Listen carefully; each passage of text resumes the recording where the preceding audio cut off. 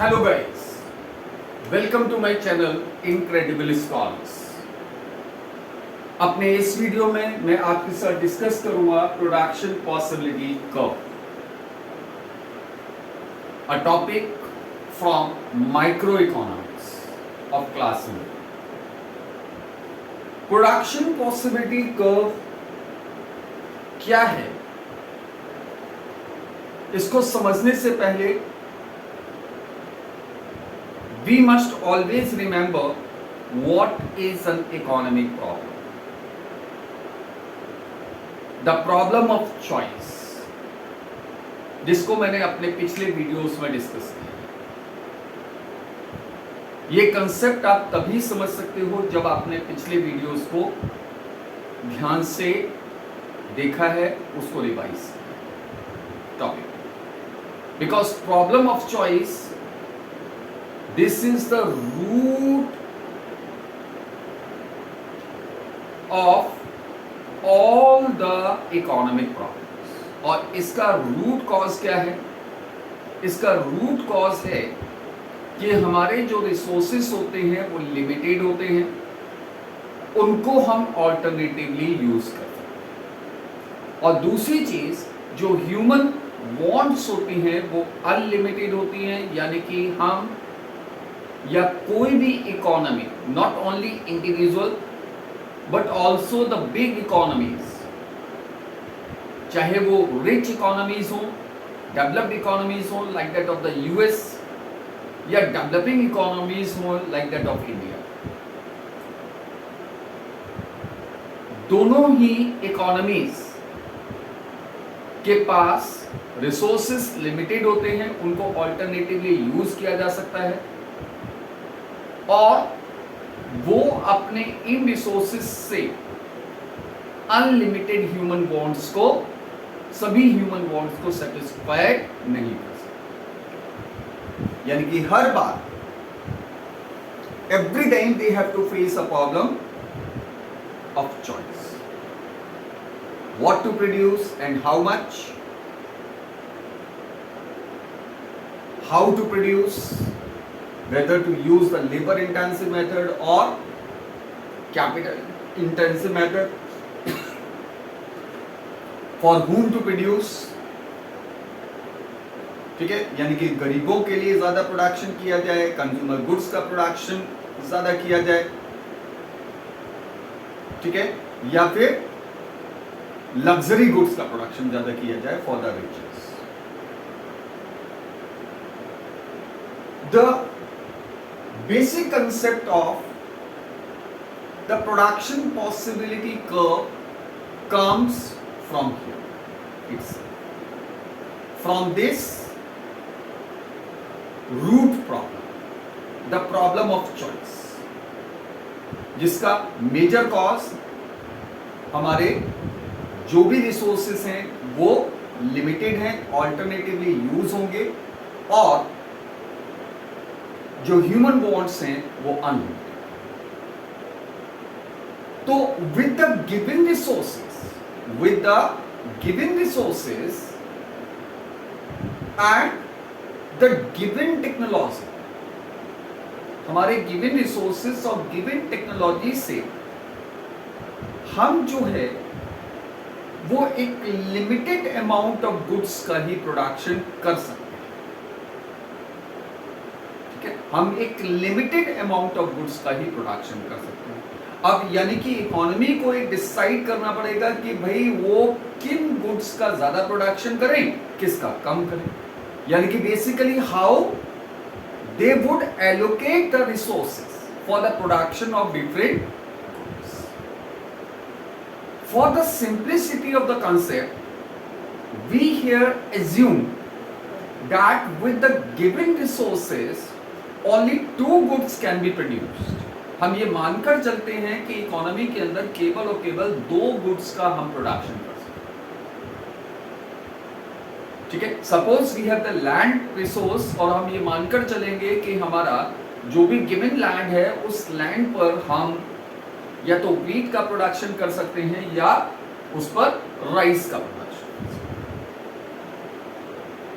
ठीक है, तो यहां पर हमारी डिफरेंट पॉसिबिलिटीज क्रिएट हो जाती हैं कि भाई हम अपने रिसोर्स को कैसे यूज करें। क्या हम केवल व्हीट का प्रोडक्शन करेंगे या केवल हम राइस का प्रोडक्शन, यानी कि पूरा अपना रिसोर्स जो भी गिवन लैंड है, whether we are going to use that land, the whole land for the production of wheat, और we were going to use that whole land for the production of rice. ठीक है, हम ऐसा भी कर सकते हैं कि हम कुछ लैंड पर, some part of the land is used for the production of wheat and the rest is used for the production of rice. So obviously under such a situation we will be able to find certain combination of two goods. That means the certain combinations here in this case of wheat and rice which can be produced by using the given resource and the given technology. ठीक है, तो what is production possibility curve? It refers to the diagrammatic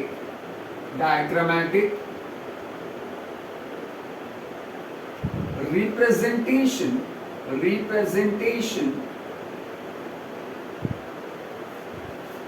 of various combinations of two goods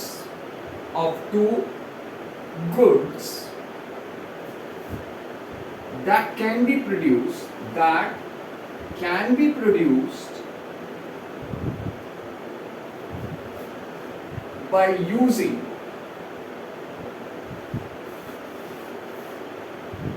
given resources and technology.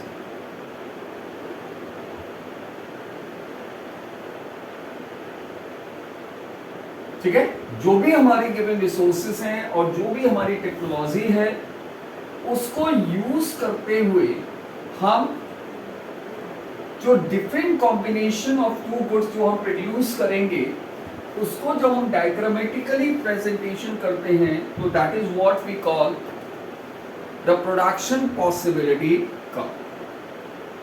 Production possibility curve, it is also known as production possibility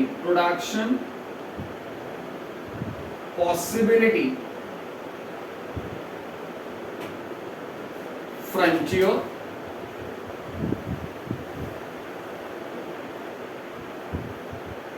इसको हम production possibility frontier भी बोलते हैं. It is also known as transformation boundary,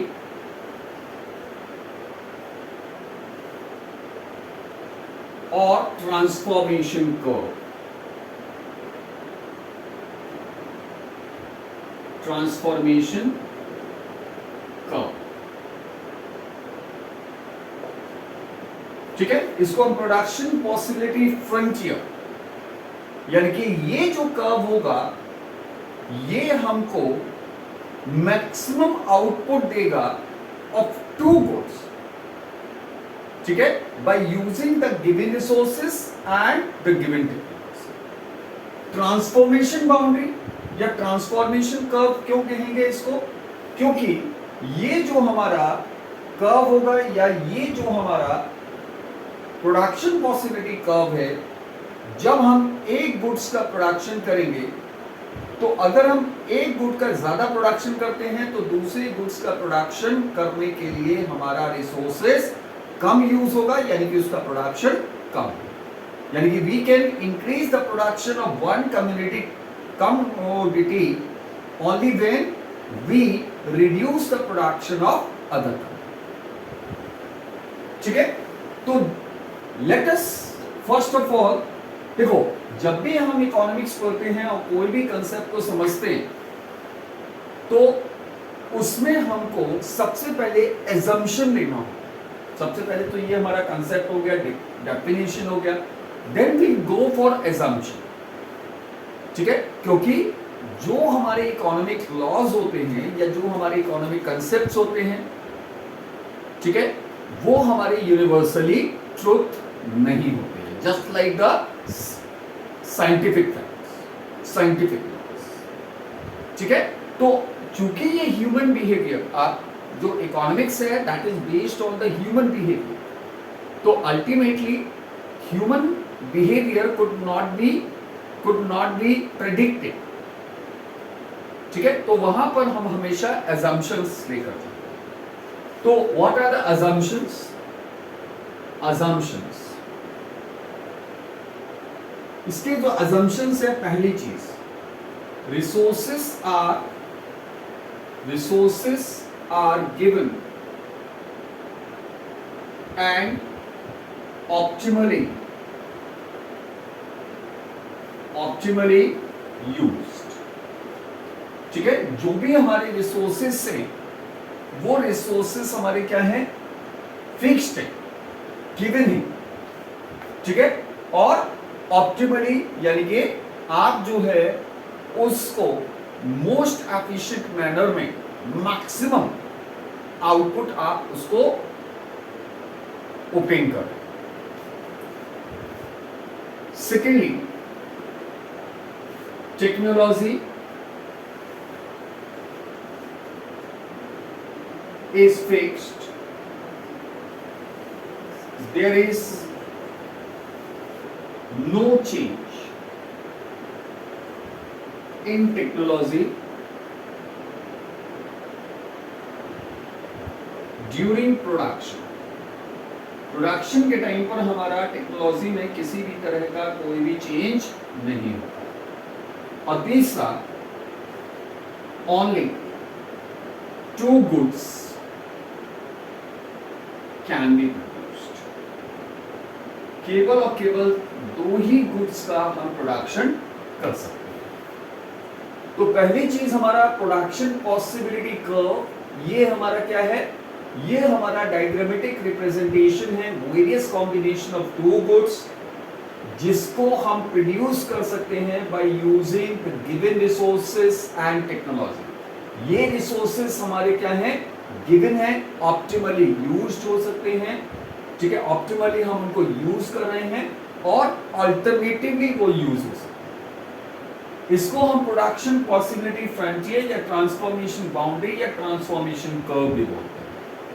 ठीक है, क्योंकि हम जो है जब एक गुड का प्रोडक्शन करेंगे, ठीक है, तो दूसरे गुड को हम क्या करेंगे, रिड्यूस करेंगे दूसरे गुड का, यानी कि we can increase the production of one commodity by decreasing the production of the other। यानी कि हम क्या करेंगे, एक गुड का ट्रांसफॉर्मेशन करेंगे दूसरे गुड्स के production. So this is the reason why it is known as transformation curve. First of all we see the tabular presentation. Next, tabular presentation, ये जो हमारा प्रोडक्शन पॉसिबिलिटी कर्व है, इस कर्व को बनाने से पहले let us take the tabular presentation. ठीक है, so first of all we have taken combinations,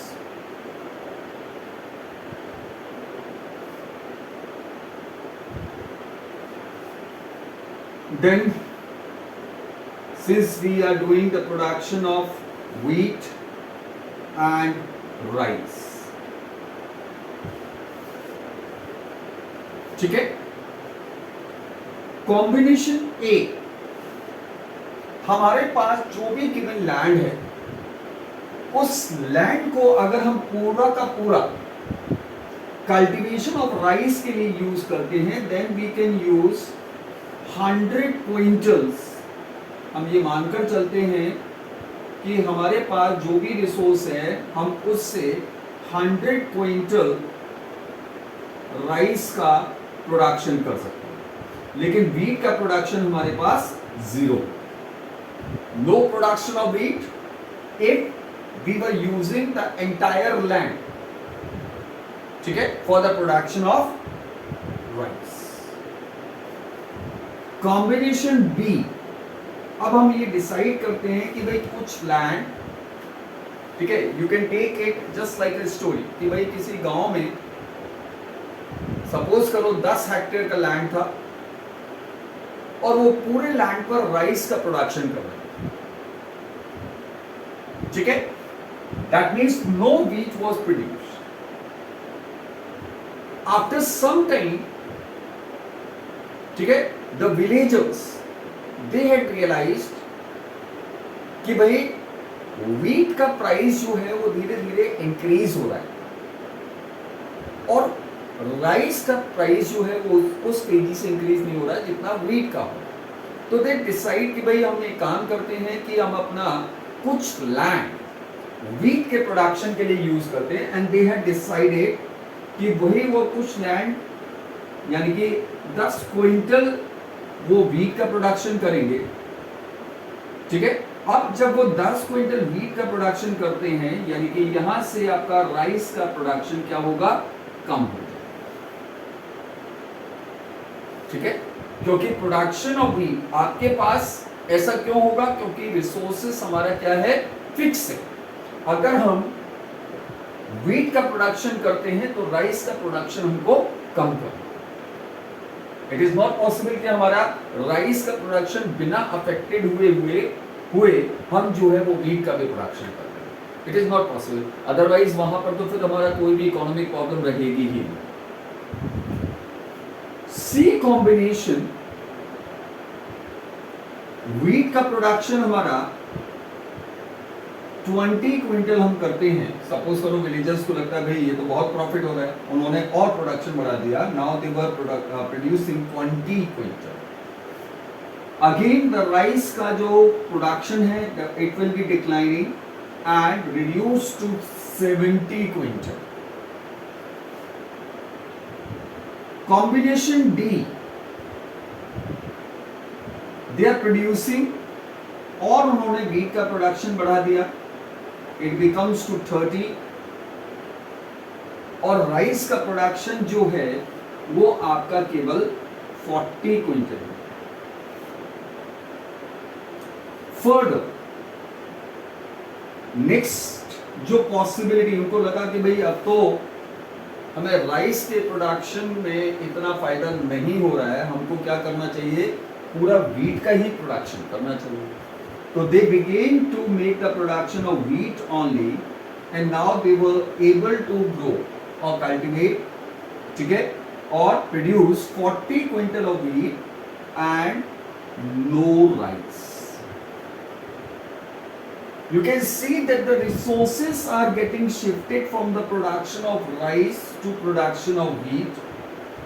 The production of wheat is increasing, but at the same time the production of rice is declining. And each time the decline in the production of rice is more, ठीक है, than before. यानी कि जब भी हम wheat के production को increase कर रहे हैं तो जो हमारा राइस के प्रोडक्शन में जो फॉल है, जो डिक्लाइन है, वो पहले से ज्यादा है. यू कैन सी कि पहली बार जो हमने 10 क्विंटल ऑफ व्हीट का प्रोडक्शन किया तो हमारा जो राइस का जो प्रोडक्शन था वो केवल हमारा 10 क्विंटल हमारा डिक्लाइन हुआ. लेकिन जब हमने नेक्स्ट 10 क्विंटल और किया तो हमारा 20 क्विंटल का प्रोडक्शन रिड्यूस राइस का.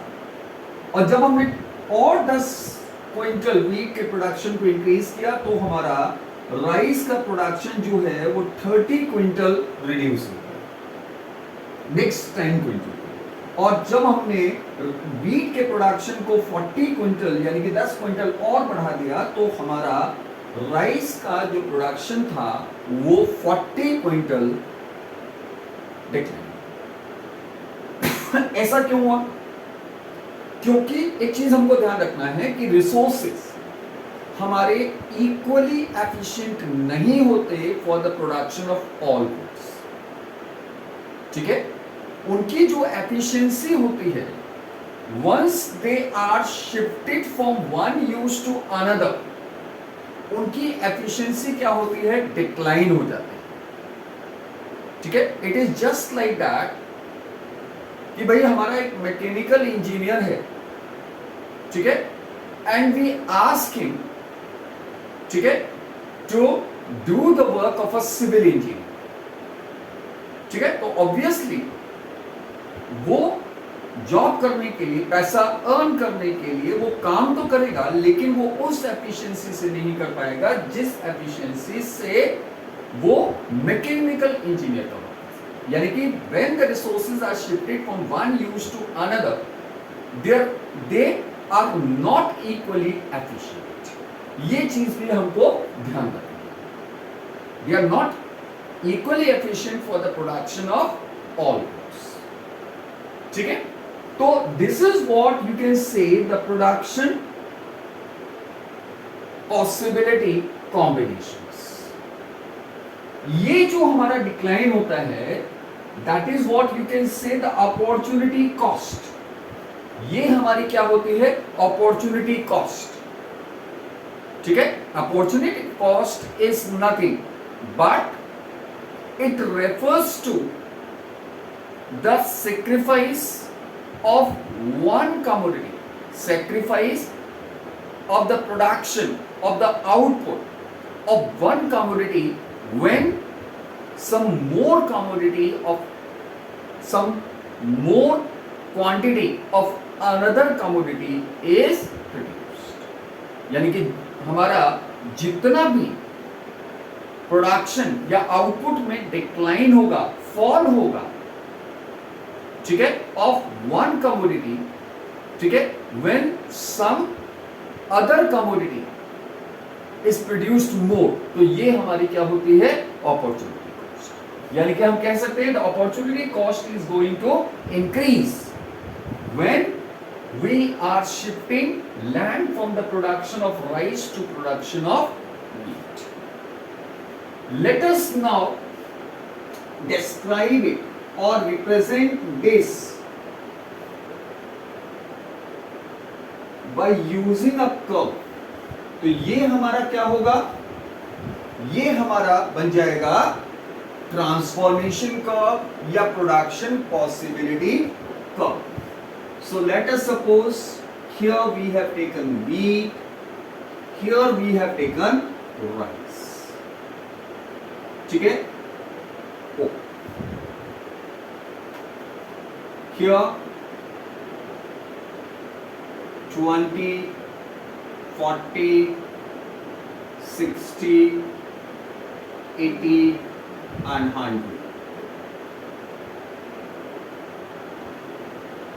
and it is 10, 20, 30, 40। हमको इसको रेंडमली लेना है, हमको कुछ ऐसा नहीं है कि मैथमेटिक्स के हिसाब से चलना, इट इज रेंडम। तो when 0 quintal of wheat was produce, rice का जो प्रोडक्शन था वो हमारा 100 का। ए कॉम्बिनेशन, बी कॉम्बिनेशन 1090, 1090, ठीक है, सी कॉम्बिनेशन 2070, 2070, थर्ड कॉम्बिनेशन 30 40, 30 40, ठीक है, and finally we have this. So you can see we can have a curve,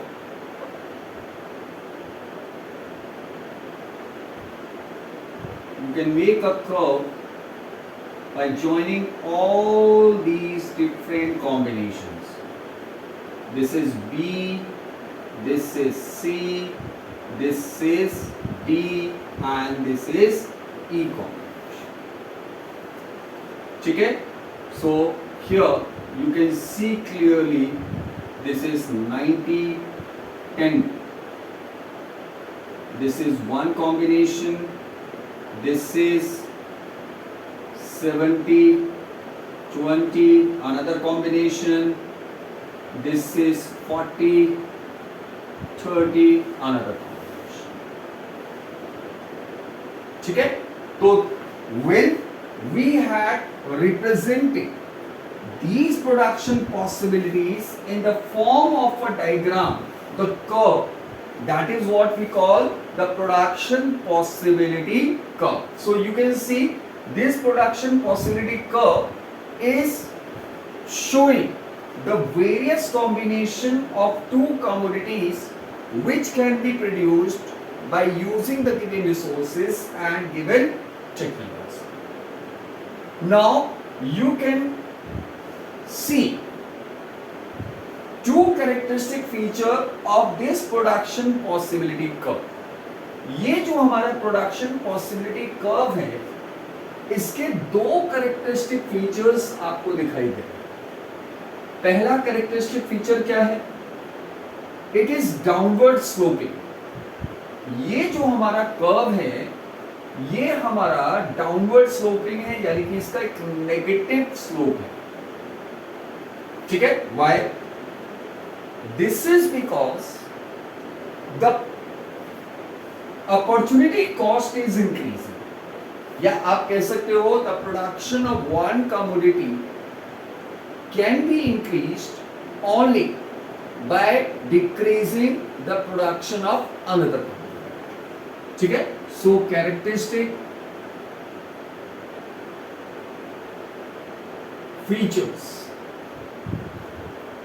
features of PPC. I am writing in short PPC, that means the production possibility curve. ठीक है? तो पहला,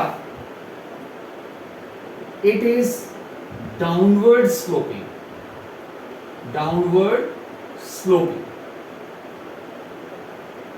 ठीक है? तो downward sloping क्यों है?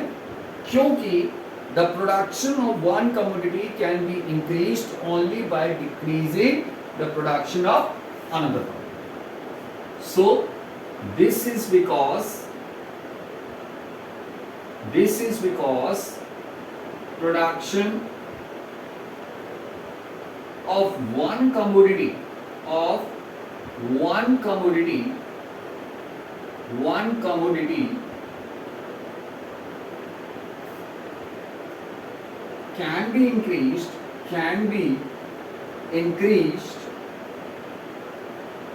only by decreasing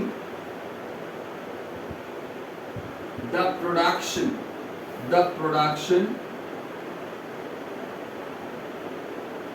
of another commodity.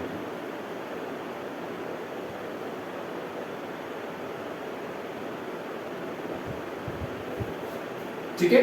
यानी कि हम जो है वो एक कमोडिटी के प्रोडक्शन को अगर इंक्रीज करना है तो हमें क्या करना पड़ेगा? दूसरी कमोडिटी के प्रोडक्शन को रिड्यूस करना पड़ेगा, तभी हम ऐसा कर सकते हैं। And the second important feature, that is it is concave to the origin. ये जो हमारा कर्व होता है, ठीक है, ये हमारा कॉन्केव होता है, कॉन्केव होता है टू द ओरिजिन। अब ये कॉन्केव क्यों होता है ओरिजिन? ठीक है, because of increasing opportunity cost. ठीक है, जो हमारी अपॉर्चुनिटी कॉस्ट होती है वो हमारी क्या होती है? इंक्रीज होती है। ठीक है, this is because of increasing opportunity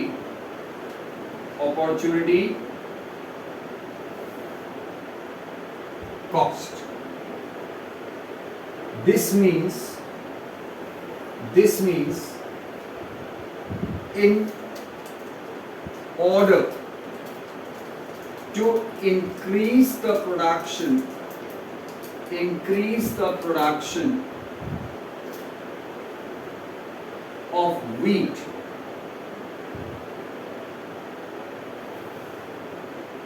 the decline in output of rice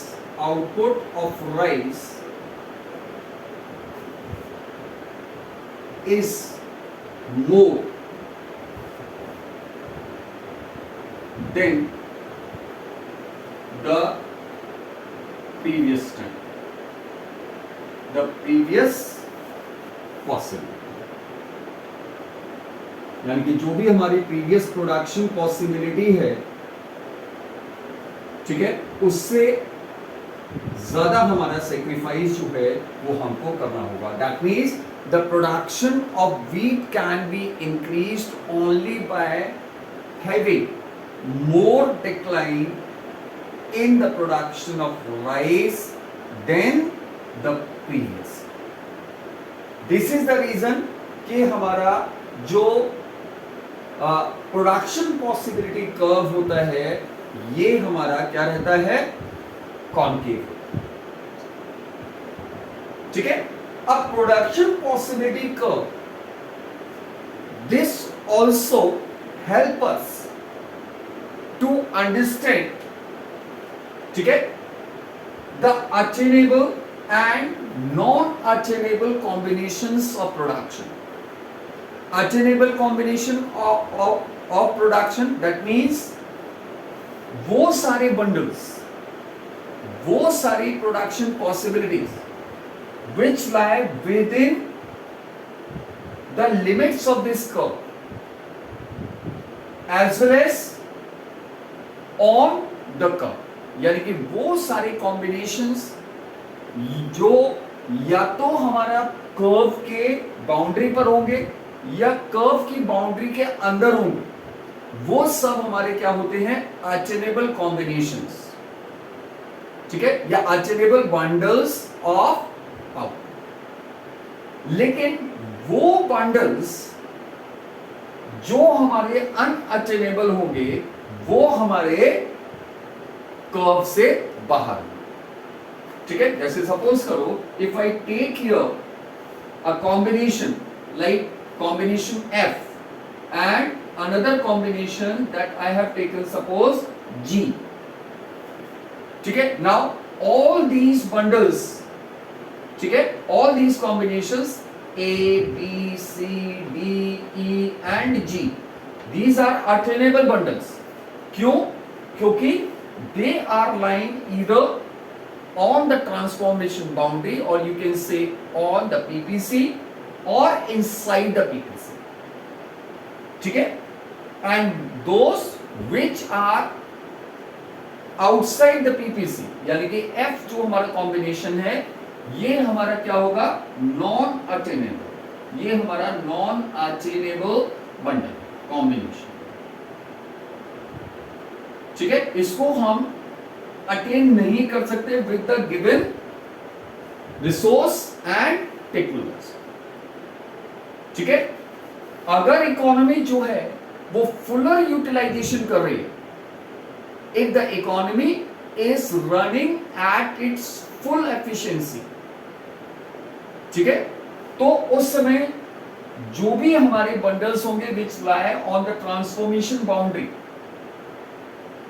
ठीक है, वो हमारे अटेनेबल बंडल्स होंगे. And at the time when the economy is running lower than its fuller utilization, यानी कि जब हमारा इकोनॉमी के अंदर अंडर यूटिलाइजेशन ऑफ रिसोर्सेज होगा तो जो भी हमारे प्रोडक्शन बंडल्स होंगे वो हमारे इनसाइड, यानी कि this is showing the maximum output. ये ध्यान रखना है, ये हमारा मैक्सिमम आउटपुट को शो करेंगे.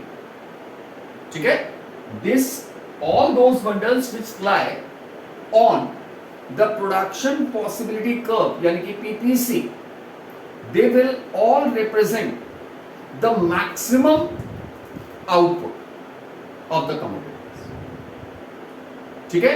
ये शो करेंगे कि जब इकोनॉमी हमारी फुल एफिशिएंसी पर काम कर रही है, ठीक है, फुल स्ट्रेंथ से काम कर रही है, तो उस समय हमारे कितना मैक्सिमम प्रोडक्शन है। And if the economy is in the state of under utilisation, तो जो भी कॉम्बिनेशन, हमारे कॉम्बिनेशंस कहां पर होंगे, इनसाइड द पीपीसी। यानी कि अगर मान लीजिए हम जी ले लें, एच ले लें, तो ये सब हमारे कॉम्बिनेशन जो है they show that the economy is running below its fuller utilisation और its maximum power.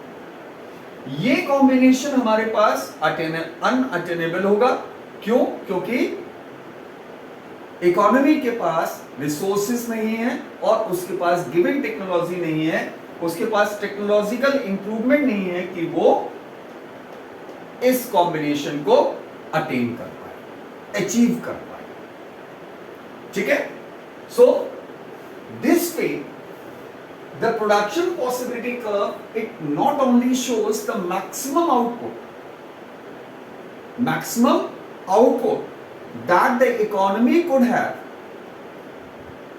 by using its resources fully with the given technology, it also shows, ठीक है, the bundles, the combinations which it cannot achieve, it cannot attain, ठीक है, since it does not have the resources, more resources, as well as it does not have the technology, ठीक है, to attain that combination. And then it also shows those bundles which it can produce when it is not using its resources fully, underutilizing its resources. In the next part of this concept, we discuss about the shift as well as the movement, shift of production possibility. Shift of production possibility curve. Production possibility curve.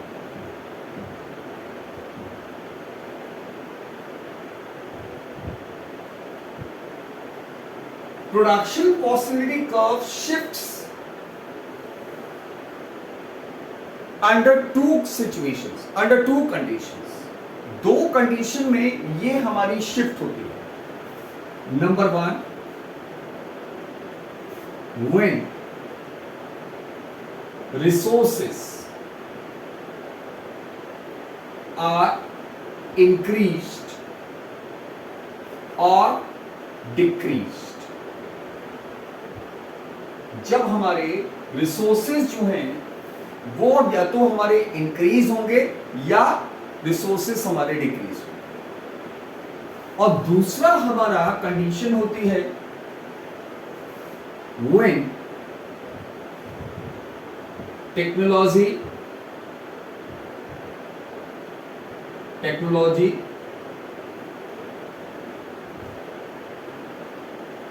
improves और degrades। ठीक है, यानी कि जब हमारी technology improve होती है या degrade. In case when new resources are discovered,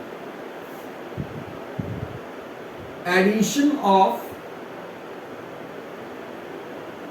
new resources and improvement in technology,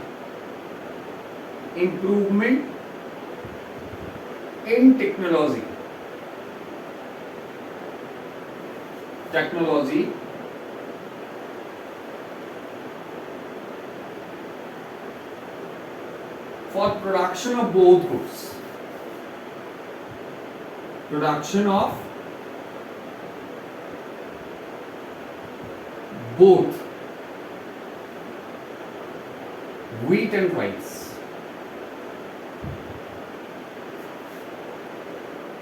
तो इस केस में जहां पर हमारा नए रिसोर्सेज, सपोज करिए कि आपका कुछ लैंड रिक्लेम किया आपने, जो वेस्ट लैंड था इट हैज बीन रिक्लेम, यानी कि आपका जो एरिया था under cultivation that has increased और some more area has brought under cultivation, ठीक है, by improving the means of irrigation, और साथ ही साथ जो हमारा टेक्नोलॉजिकल एडवांसमेंट हुआ, फार्म मशीन्स का हमने ज्यादा यूज कर लिया, तो उस केस में जो आपका प्रोडक्शन पॉसिबिलिटी कर्व होता है it will always shift to the right. ये जो प्रोडक्शन पॉसिबिलिटी कर्व होगा ये हमेशा हमारा राइट साइड में शिफ्ट होता है, ठीक है।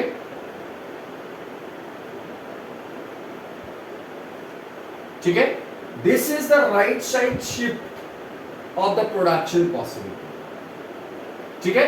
But suppose if there is a loss of resource, in case, ठीक है, लॉस ऑफ रिसोर्स,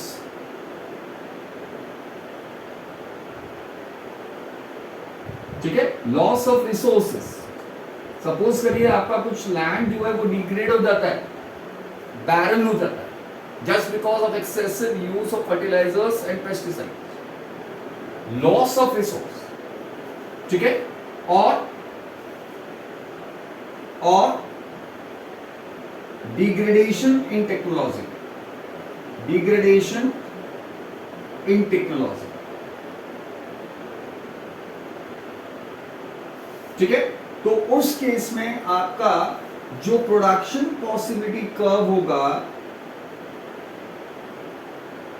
ठीक है, it will be shifting to the left side, ये आपका left side, inner side,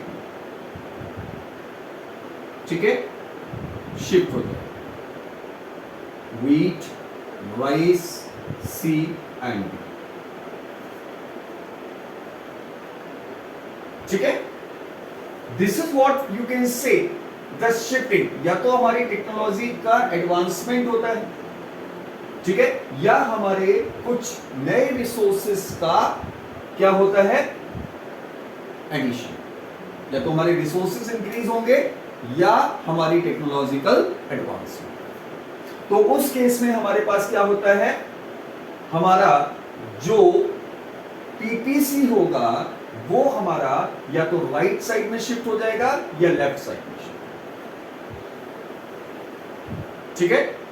you can take the example, अब यहां पर हम कुछ एग्जांपल ले सकते हैं, जैसे सपोज करो if we have more unemployment in India, कभी कभी ये क्वेश्चन पूछ लिया जाता है, ठीक है, कि भाई हमारे इंडिया में अनएम्प्लॉयमेंट बहुत ज्यादा है।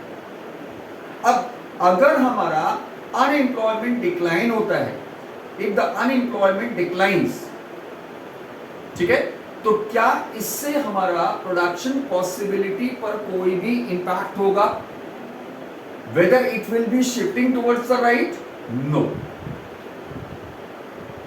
If we are able to reduce the unemployment, then it will not lead to any shift in the production possibility. Reason क्या होगा, unemployment की situation में the economy is running below its maximum output, ये हमारा fuller utilization नहीं कर रही है, यानी कि it is running below the PPC। अगर हमारी अनएम्प्लॉयमेंट रिड्यूस होगा, that means the economy will reach to attain its fuller, और you can say the maximum output, ठीक है। लेकिन अगर हम बात करें, ठीक है, स्वच्छ भारत मिशन, ठीक है, क्या स्वच्छ भारत मिशन से प्रोडक्शन पॉसिबिलिटी कर्व पर कुछ इंपैक्ट होगा? यस, ये जो हमारा स्वच्छ भारत मिशन है, इससे प्रोडक्शन पॉसिबिलिटी कर्व पर क्या होगा, इंपैक्ट होगा। कैसे? बिकॉज स्वच्छ Bharat mission would increase the amount of resource, जो हमारा ह्यूमन रिसोर्स है, उस ह्यूमन रिसोर्स के अमाउंट को, उसकी क्वांटिटी को वो इंक्रीज कर, ठीक है, by increasing the efficiency of the people. क्योंकि Swachh Bharat mission this would lead to, ठीक है, improve the health of the people in the country. और लोगों की अगर हेल्थ इंप्रूव होगी तो ऑब्वियसली वहां से क्या होगा, उनके काम करने की जो एफिशिएंसी होगी वो इंक्रीज होगी, they would be able to produce more, and ultimately हमारा जो कर्व होगा it will be shifting towards the right. लेकिन सपोज करो किसी एरिया में अगर अर्थक्वेक आ जाता है, तो दैट मींस वहां पर हमारे रिसोर्सेज क्या होंगे, डिक्लाइन होंगे, और रिसोर्सेज डिक्लाइन होंगे, दैट मींस हमारा जो प्रोडक्शन पॉसिबिलिटी कर्व होगा it will be shifting towards the left. तो two important things we must remember, ठीक है, दो चीजें हमारे प्रोडक्शन पॉसिबिलिटी कर्व को लेफ्टवर्ड या राइटवर्ड शिफ्ट करती हैं, या तो हमारे रिसोर्सेज इंक्रीज होंगे या डिक्रीज होंगे, या फिर हमारी टेक्नोलॉजी इंप्रूव होती है या डिक्रीज, ठीक है। Next we move to rotation of production possibility curve. Production possibility curve का rotation, how does this production, और under what condition the production possibility curve rotates? Rotation of production possibility curve. Production possibility curve.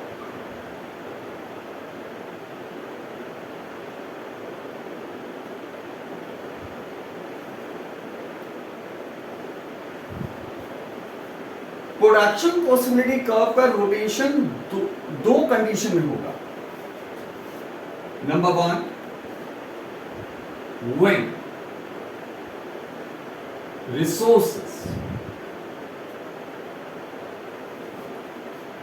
increased only for production of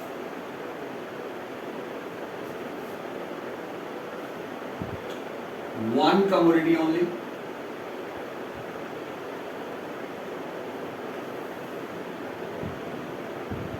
and secondly when technology advances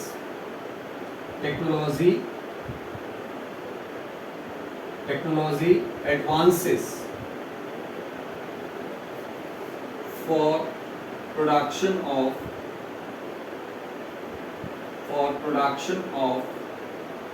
one commodity, केवल एक ही commodity के production के लिए या तो resources हमारे increase हो जाते हैं या रिसोर्सेस हमारे क्या हो जाते हैं, डिक्रीज होते हैं, ठीक है, इंक्रीज्ड और decreased, both the conditions, increased और डिक्रीज्ड, ठीक है, एडवांसेस और डिक्रीज, ठीक है। यानी कि हमारा एक कमोडिटी का प्रोडक्शन तो वही रहता है, दूसरी कमोडिटी के लिए के प्रोडक्शन के लिए या तो हमारे कुछ नए रिसोर्सेस डिस्कवर हो जाते हैं, ठीक है, या कम हो जाते हैं रिसोर्सेस, और साथ ही साथ हमारी एक कमोडिटी के प्रोडक्शन के लिए टेक्नोलॉजी या तो इंप्रूव हो जाती है या डिग्रेड। तो in case late us suppose कि हमारे पास दो कमोडिटीज हैं, एक्स एंड वाई कमोडिटी, ठीक है। अगर सपोज करिए कि हमारा वाई एक्स कमोडिटी के प्रोडक्शन के लिए, ठीक है, हमारा जो रिसोर्स होता है या टेक्नोलॉजी में एडवांसमेंट हो जाता है, एडवांसमेंट ऑफ टेक्नोलॉजी और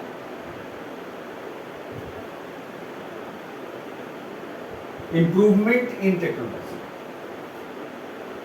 एडवांसमेंट ऑफ टेक्नोलॉजी या आपका increase in resource for the production of commodity Y, तो कमोडिटी एक्स, तो वाई का प्रोडक्शन तो हमारा उतना ही है, लेकिन एक्स का प्रोडक्शन जो है वो हमारा क्या हो जाएगा, इंक्रीज हो जाएगा।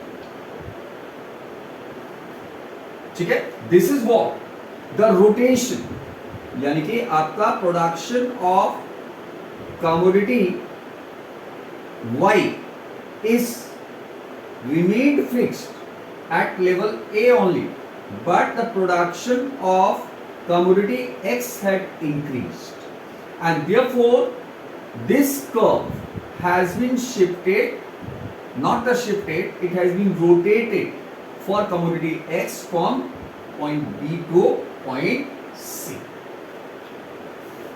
Similarly,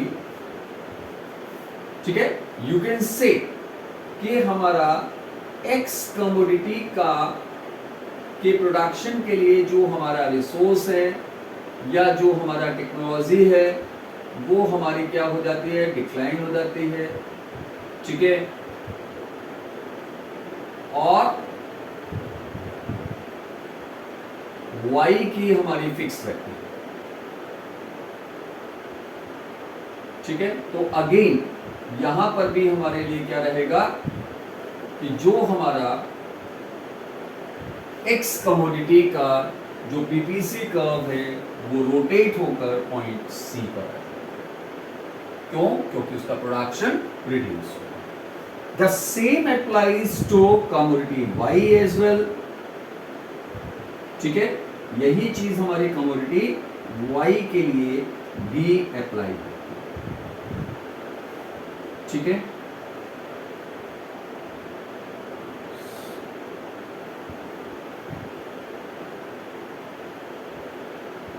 the same applies to commodity Y as well.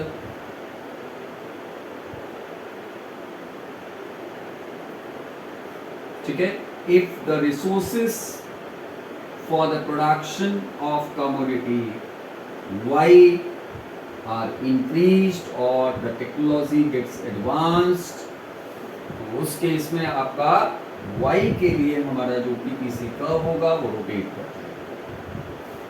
ठीक है, और इसी तरह से अगर मान लीजिए टेक्नोलॉजी हमारा डिग्रेड होती है या वाई के प्रोडक्शन के लिए रिसोर्स हमारा रिड्यूस होता है, तो उस केस में हमारा जो एक्स का प्रोडक्शन होगा वो फिक्स रहेगा। ठीक है, लेकिन वाई का प्रोडक्शन हमारा कम होगा। ठीक है, so this is all about the production possibility curve.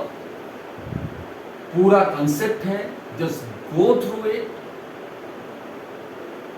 write about your comments about the video, write your comments about the video.